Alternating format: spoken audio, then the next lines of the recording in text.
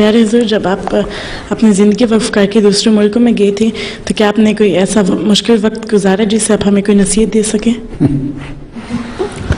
मैं तो मर्द था और वक्फ़े ज़िंदगी था, और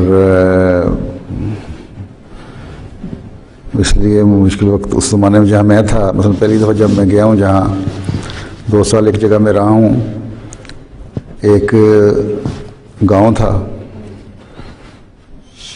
जिसमें सारे अफ्रीकन थे और कोई अफ्रीकन अहमदी भी नहीं था। मैं अकेला रहा। फिर मैंने एक अफ्रीकन लड़के को दूसरे शहर से ला के वहाँ रखा, स्कूल में दाखिल करवाया, और फिर आ जाता था जब तक मेरी फैमिली साथ नहीं आ गई। तो बहुत सख्तियाँ भी बर्दाश्त करनी पड़ती थीं, खुद ही खाना पकाना पड़ता था। मुझे रोटी नहीं पकानी आती थी। फिर इसी बहाने मैंने अपने 70 मील पे एक शहर में हमारे एक मुरब्बी साहब होते थे, उन्होंने कहीं से रोटी पकानी सीख ली थी, उनसे फिर मैंने रोटी पकानी सीखी, फुल्का।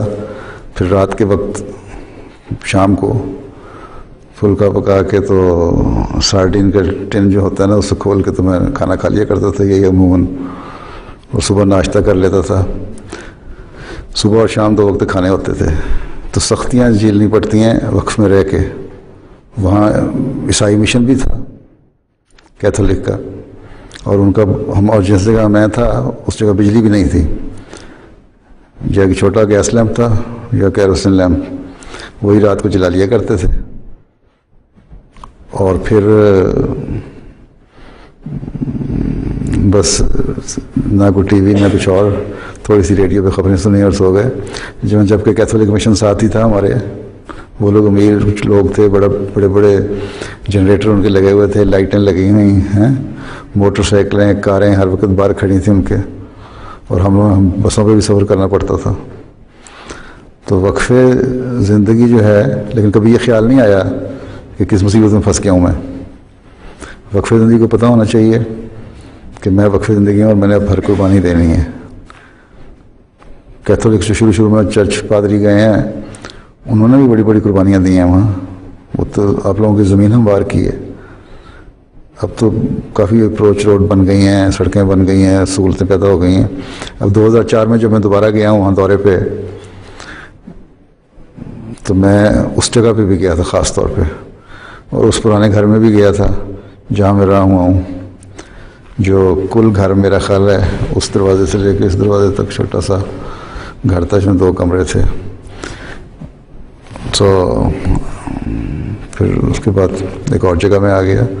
तो वक्फ़े ज़िंदगी जो है, फिर बाज़ खुराक की तंगियाँ भी बर्दाश्त करनी पड़ती हैं, फिर उसके बीवी बच्चों को भी बर्दाश्त करनी पड़ती हैं। अगर तुम लोग किसी भी वक्फ़े ज़िंदगी मुरब्बी से ब्याही जाती हो तो तुम लोगों को शोर नहीं बचाना चाहिए। मेरे बीवी बच्चों ने भी आराम से गुजारा किया, लेकिन अल्लाह ताला ने कभी ये नहीं किया कि किसी चीज़ से तंगी दी हो।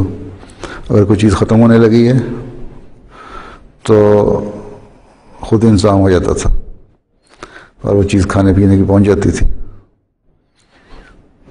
तो अल्लाह ताला भी मदद करता है, बशर्ते तुम लोग खुद नेक नियति से वक्फ के हक़ को पूरा करने वाले बन जाओ।